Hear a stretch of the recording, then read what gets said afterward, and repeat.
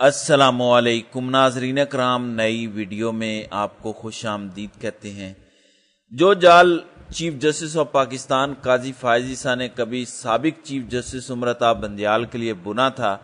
आज काजी साहब खुद उस जाल में बहुत बुरे तरीके से फंस गए हैं। 12 जुलाई के बाद से लेकर अब तक जो कुछ काजी साहब ने किया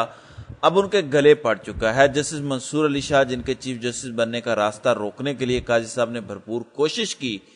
आज जस्टिस मंसूर अली शाह को बहुत बड़ी फतह मिली है। सुप्रीम कोर्ट के 11 जजेस ने काजी साहब को एक बहुत बड़ा झटका दे दिया है। वो गैर आईनी कमेटी जो काजी साहब ने पिछले हफ्ते बनाई थी सुप्रीम कोर्ट के जजेस ने, आज उस कमेटी को भी उड़ाकर रख दिया है। तफसीलात मैं आपको बता देता हूं।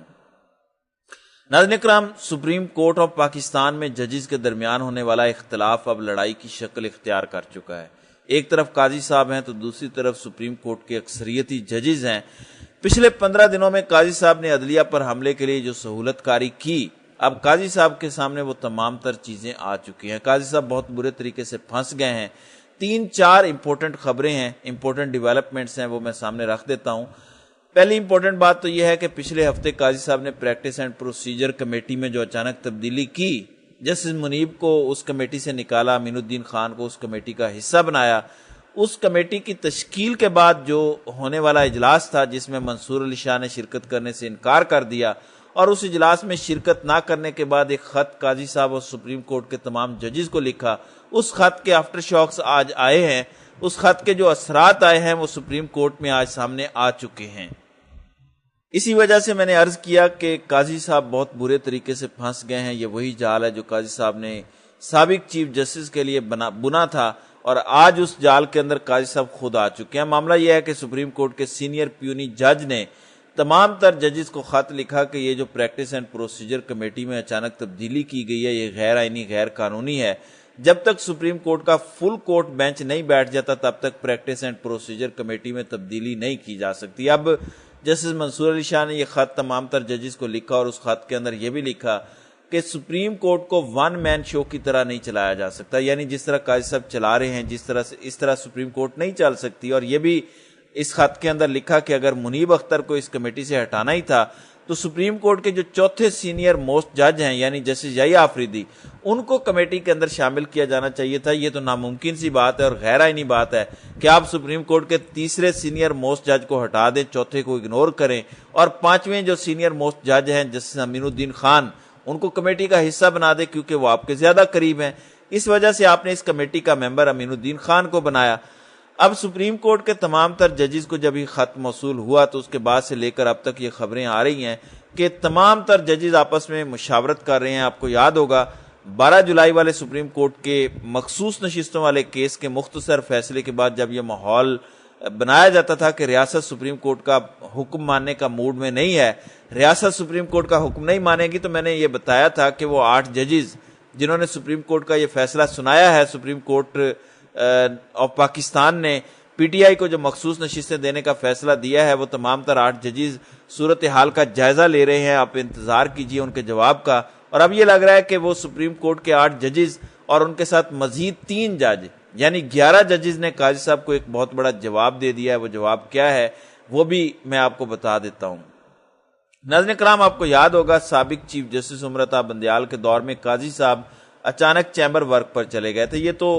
अब सबको पता चल गया है कि काजी साहब की किसी भी अपने साथी जज के साथ आज तक नहीं बन सकी, क्योंकि काजी साहब के जो करीबी दोस्त हैं, जो आज से 1.5 साल पहले काजी साहब के साथ खड़े होते थे, काजी साहब को दुरुस्त करार देते थे, जब पीटीआई की हुकूमत ने काजी साहब के खिलाफ रेफरेंस लिखा, उस टाइम भी जो काजी साहब के साथ जज खड़े थे, काजी साहब के साथ वकला खड़े थे, वो भी आज ये कहने पर मजबूर हो गए हैं कि काजी साहब को अपने अलावा कोई दूसरा शख्स नजर नहीं आता। वो भी ये कहने पर मजबूर हो गए हैं कि काजी साहब को ये लगता है कि जो कुछ वो सोच रहे हैं, जो समझ रहे हैं, जो वो कह रहे हैं, सिर्फ वही दुरुस्त है, बाकी इर्द गिर्द के लोग गलत कह रहे हैं। यानी ये सेल्फिशनेस की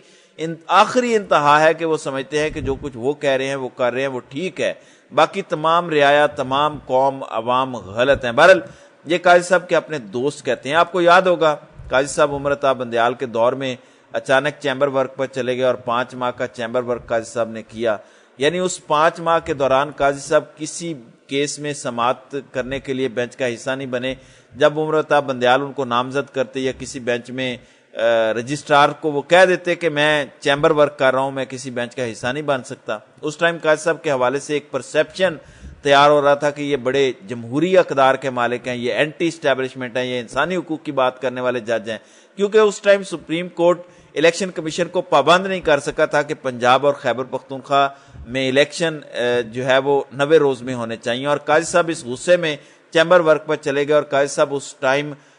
तमाम तर मीडिया के लोगों को बुलाकर कहते थे कि मैं जमहूरियत पसंद शख्स हूं, उसूलों पर चलने वाला हूं, मैं सुप्रीम कोर्ट में इख्तियारात की तकसीम का कायल हूं, मैं कभी भी इख्तियारात एक बंदे के पास रखने का आदी नहीं हूं। यानी काजी साहब ये कहते थे कि मैं बादशाहत के खिलाफ हूं, जमहूरियत का सबसे बड़ा अलम बरदार हूं। उस टाइम काजी साहब 5 माह के चैम्बर वर्क पर चले गए, लेकिन जो ही उमरता बंदयाल रिटायर हुए, उनकी मुद्दत मुलाजमत खत्म हुई, काजी साहब चीफ जस्टिस बने, तो यह पता चला कि सबसे बड़े डिक्टेटर तो खुद काजी साहब हैं। सबसे बड़ा जमहूरियत को, अदलिया को नुकसान काजी साहब ने पहुंचाया। बहरहाल काजी साहब वो जो 5 माह चैम्बर वर्क पर चले गए, वो जो उन्होंने उमरता बंदयाल के लिए जाल बुना था, आज काजी साहब उस जाल में खुद फंसे हैं, क्योंकि सुप्रीम कोर्ट के 11 जजेस ने भी वही करना शुरू कर दिया है जो काजी साहब ने उमरता बंदयाल के साथ किया। यानी वहां तो काजी साहब अकेले थे, जहां पर सुप्रीम कोर्ट के 11 जजेस हैं, यही यानी अक्सरियती जजेस। इस टाइम सुप्रीम कोर्ट में जजेस की तादाद 17 है, 3 ढाक पर आए हैं, उनको शामिल मैं नहीं कर रहा, वो भी काजी साहब के साथ है। 17 में से 11 जजेस अगर चैम्बर वर्क पर चले गए, 11 जजेस ने अगर अगला 1 महीना कोई काम नहीं किया, काजी साहब तो 5 महीने के लिए गए, अगर सिर्फ 1 महीना सुप्रीम कोर्ट के जजेस ने किसी बेंच में बैठने से इनकार कर दिया, क्योंकि इस बेंच की तश्कील वो गैर आईनी कमेटी करेगी जो काजी साहब ने अपनी मर्जी से बनाई है, और तो उस कमेटी की जानिब से बनाए गए किसी बेंच का हिस्सा बनने से सुप्रीम कोर्ट के 11 जजेस इनकार कर रहे हैं। ये अब तक की सबसे बड़ी खबर है, और सभी सहाफ़ी तस्दीक कर रहे हैं कि सुप्रीम कोर्ट के इन 11 जजेस को जब मंसूर अली शाह का खत मौसूल हुआ, जिसमें तमाम तर चीजें लिखी गई कि कानून क्या कहता है, किस तरह से प्रैक्टिस एंड प्रोसीजर कमेटी बननी चाहिए, किस तरह से प्रैक्टिस एंड प्रोसीजर कमेटी काम करती है और उसकी तब्दीली कैसे हो सकती है। अब काजी साहब ने अगर रूल्स को फॉलो नहीं किया, अगर फ्लोर क्रॉसिंग की है काजी साहब ने, तो फिर क्या इस बनाई गई कमेटी के अहकामात या इनके बनाए गए बेंचेस का हिस्सा जजेस को होना चाहिए। तो सुप्रीम कोर्ट के 11 जजेस ने पिछले चंद घंटों में आपसी मुशावरा शुरू कर दिया कि अगर अब प्रैक्टिस एंड प्रोसीजर कमेटी के तहत कोई बेंच बनाया जाएगा तो जजेस उस बेंच में बैठने से माजरत करेंगे। आपको याद होगा 3 दिन पहले इसी प्रैक्टिस एंड प्रोसीजर कमेटी ने जो आर्टिकल 63 एक ही नजर सानी दरखास्त से मुतल्लिक बेंच बना था, जिसमें मुनीब अख्तर को शामिल किया गया था, मुनीब अख्तर के अलावा 3 और जजेस थे, और उस बेंच में मुनीब अख्तर ने शिरकत से माजरत कर ली थी। उसमें उन्होंने यही प्ली ली थी, उन्होंने ये जवाब बनाया था कि क्योंकि प्रैक्टिस एंड प्रोसीजर कमेटी गैर आईनी है, क्योंकि उसको कानूनी तौर पर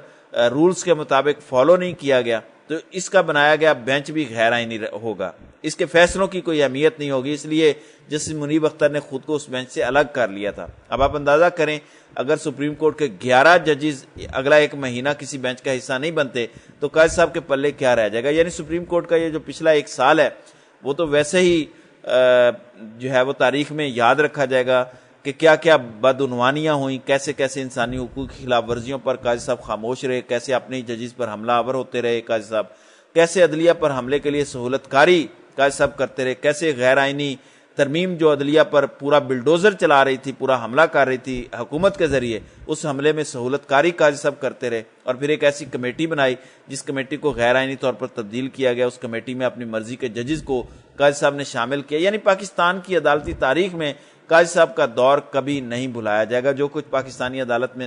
अदालती तारीख में नहीं हुआ, वो काजी साहब अपने पल्ले बांध कर सुप्रीम कोर्ट से घर जाएंगे। मैंने कल भी व्लॉग में कहा था कि काजी साहब घर तो जा रहे हैं, लेकिन वो अपनी आखिरी हद तक पहुंचकर घर जाएंगे, ऐसी लेगेसी छोड़कर जाएंगे कि कोई चीफ जस्टिस सुप्रीम कोर्ट में कम अज कम काजी साहब के नक्शे कदम पर चलने का नहीं सोचेगा, क्योंकि काजी साहब पाकिस्तान की अदालती तारीख पर वो स्याह बाब रकम करने जा रहे हैं जो कभी किसी ने नहीं किया। अब सुप्रीम कोर्ट के 11 जजेस ने इस पर मुशावरा शुरू कर दी है। ऐन मुमकिन है अगले चंद घंटों में कोई खबर आ जाए कि 2-3 जजेस चैम्बर वर्क पर चले गए हैं। उनमें जस्टिस अतर मिनल्लाह और मुनीब अख्तर तो हो सकते हैं, दीगर भी कुछ नाम है, लेकिन क्योंकि अभी ये प्री मैच्योर खबर है, अभी तस्दीक नहीं हुई, अभी तक खुद जजेस की जानिब से ऐलान नहीं हुआ, तो बेहतर है कि जब तक सुप्रीम कोर्ट के जजेस खुद ऐलान नहीं करते